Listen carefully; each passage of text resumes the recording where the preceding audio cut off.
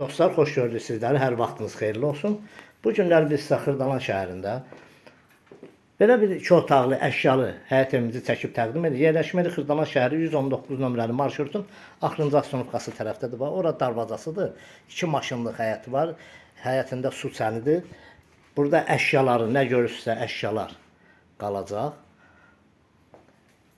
Evimiz 2 otaqlıdır. Təmiri normaldır, yəni bir yaşa evdir. Alıb bunu kiraya vermək üçün də münasibdir. Az təminatlı ailələr üçün də münasibdir. Bura onun sanuzelidir. Koridor sistemi kimi buradan ayrılır. Burada onun mətbəx hissəsidir.